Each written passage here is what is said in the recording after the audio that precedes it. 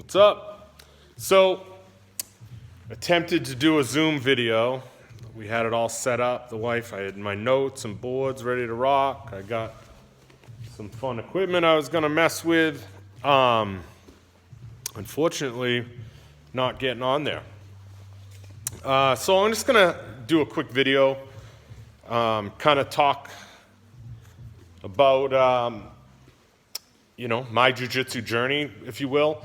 Paul, my good friend, training partner, business partner, life partner, he issued a great question last week, 2 weeks ago, and I thought, oh, this would be a great video question to have everybody kind of chime in. Keep touching my face. So he said, how'd you first get into jiu-jitsu? What drew you to jiu-jitsu? And if you listen to any of these jiu-jitsu YouTube pages or podcasts, you hear a lot of similar stories. Some people were bullied. Some people saw the first UFC, were enamored by the Gracies, whatever it was. I'm old, so I go back to the first UFC.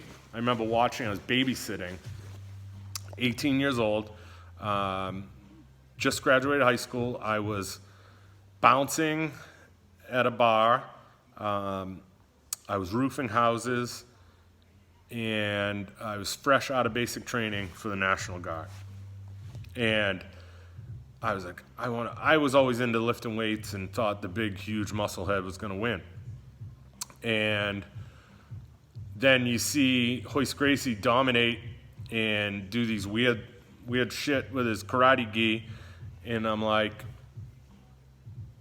what happened? It was actually lackluster at the time because we didn't understand it. It was like, that was boring. I wanted to see like blood sport, kickbox, any of those. I grew up with old Bruce Lee movies and Kung Fu theater. That's what I wanted to see. We didn't see that. So around the same time, I was working with some real idiots at the bar. They were older than me.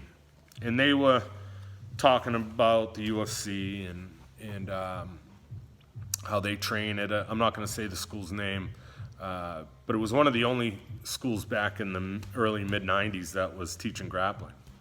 But talking to those guys, they would say how they, it was fun snapping dudes' ankles, the new guys coming in, and I was just like, yeah, I don't want anything to do with these guys. And I was in good shape. I was 18 years old, just out of basic training, roofing houses, lifting weights. I was in a good place, but I was like, I don't want to do that.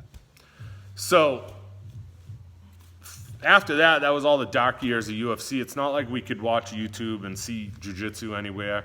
You'd hear rumblings of the Gracies in Japan, and but it wasn't until about 99, 2000, I watched a documentary on Mark Kerr, the Smashing Machine. Awesome.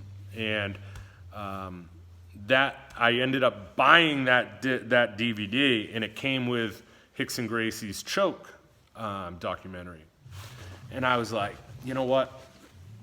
I got to get back into this. I've always wanted to do it. I'm just going to do it. So I started looking for schools, none anywhere. And then didn't even realize it.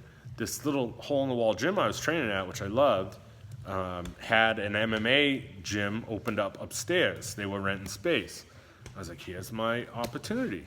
So I went up there one day to, they were doing jiu-jitsu, and I was talking, to the guy that worked at the gym and was asking him. He's like, I don't know, go up talk to them. So I went up there, and the guy at the front desk, I said, hey, I'm interested in learning jiu-jitsu. He didn't even look up at me, and he just pointed to the schedule on the wall. And I was like, oh, okay, thank you for your help. This is very welcoming. I didn't say that. I was too scared at the time. But I went and looked at the schedule for a sec, stood there and watched the class going down. Not one person in that class said, hey, how you doing? You should try jiu-jitsu. You'd love it. It will change your life. Common things we say to people when we meet them and introduce them to jiu-jitsu. These guys were just like, not very friendly, and it didn't seem like a very happy, fun atmosphere.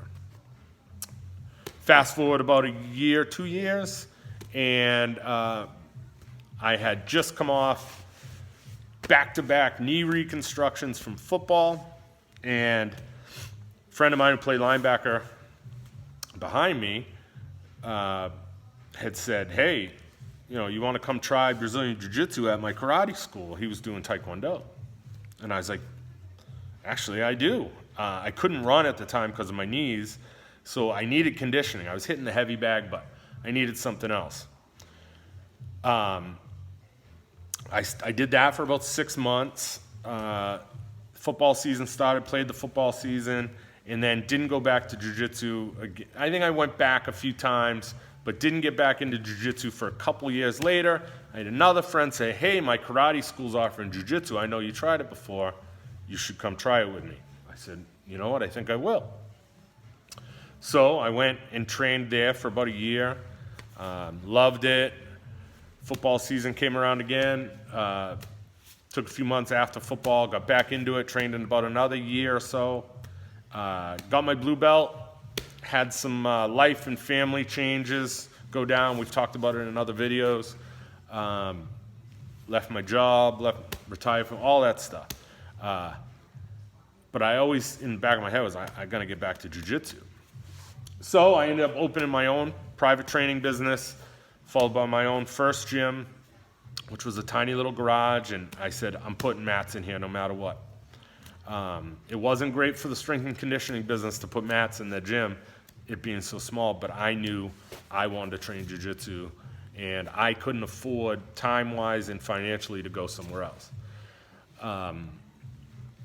That was the first form of real BJJ. We lasted a couple years with that instructor. We parted ways with him, philosophical differences, we'll say. And we tried to do it on our own for a bit. We went back to an affiliation, and now we're completely independent. We are teamed up with BTT. We love what they have to offer, and the future is bright for real Brazilian Jiu-Jitsu. For me personally, I've progressed slowly and truly enjoyed the whole ride. But it's just funny, as much as I love jiu-jitsu, and for as long as I wanted to do it, how I didn't pull the trigger or find the right situation for me. And whether you're looking to compete or just have something to do a couple nights a week, I think jiu-jitsu fills a lot of voids and fixes a lot of problems with our health and happiness. Not being able to roll has definitely had an adverse effect on me, and I really, really miss my teammates. I miss the opportunity to blow off some steam and get out here and roll. I look forward to getting better, improving my conditioning. That's really what I can do right now. And when we get back to the mats, I'll be rusty as hell, so will everybody else, but hopefully my conditioning will be on point. I'd love to hear everybody else's story. My story goes way deeper, and there's way more branches, and I just wanted to give you the quick 9-minute version. But we're hoping to get a podcast going, and we're going to dive into a lot of these topics and aspects of my life and history. But I'd love to hear from everybody else how you got into jiu-jitsu and what you love about it. And that's all. Peace.